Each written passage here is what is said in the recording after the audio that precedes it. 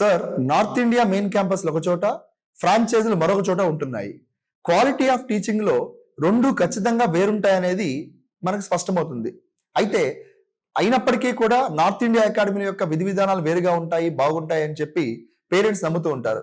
దీనిపైన మీ ఒపీనియన్ ఏంటి సార్? కానీ నువ్వు చెప్పినట్టుగా అబ్జర్వ్ చేస్తే క్లోజ్గా మనం ఈ నార్త్ ఇండియన్ అకాడమీస్ ఏవైతే ఉన్నాయో వీళ్ళు డిఫరెంట్ స్టేట్స్లో వాళ్ళు ఓన్గా బ్రాంచ్ రన్ చేయట్లా, ఒకరికి ఫ్రాంచైజ్ ఇస్తున్నారు. ఆ ఫ్రాంచైజ్ ఎవరు తీసుకుంటున్నారంటే మోస్ట్లీ ఆ స్టేట్లో ఆ సిటీలో ఉన్న ఒక బిజినెస్ మ్యాన్, అతను రియల్ ఎస్టేట్ బిజినెస్ అవ్వచ్చు, హోటల్ బిజినెస్ అవ్వచ్చు, వాళ్ళు ఫ్రాంచైజ్ తీసుకొని రన్ చేస్తున్నారు. సో వాళ్ళు ఏంటంటే దాని ఒక బిజినెస్ పాయింట్ ఆఫ్ వ్యూలో చూస్తారు, కానీ ఒక ఎడ్యుకేషన్ మీద ఒక ఎమోషన్ కానీ ఆ ఇష్టం కానీ మోస్ట్లీ ఉండదు వాళ్ళకి.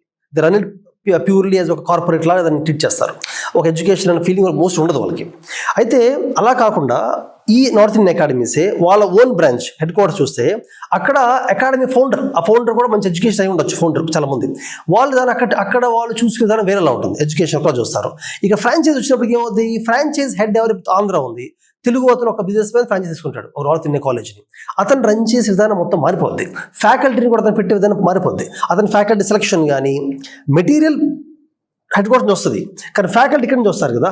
సో ఆ ఫ్యాకల్టీ క్లాస్ ఎలా చెప్తున్నారు, పిల్లలు రీచ్ అవుతుందా, ఎగ్జామ్ మార్క్స్ పిల్లలకి ఎలా వస్తున్నాయి, ఆ మార్క్స్ బట్టి పిల్లలు ఎలా మోటివేషన్ చేయాలి, తక్కువ మార్కులు వచ్చిన వాళ్ళని ఎలా మనం ఇంప్రూవ్ చేయాలి, ఎక్కువ మార్కులు వచ్చే వాళ్ళకి ఛాలెంజ్ ఎలా క్రియేట్ చేయాలి, ఇవన్నీ కూడా చూసుకోవడానికి వాళ్ళకంతా ఈ ఫ్రాంచైజ్ తీసుకున్న వాళ్ళకి ఆ మోటివేషన్ ఉండకపోవచ్చు. సో ఇట్స్ రైట్ థింగ్ యాక్చువల్గా.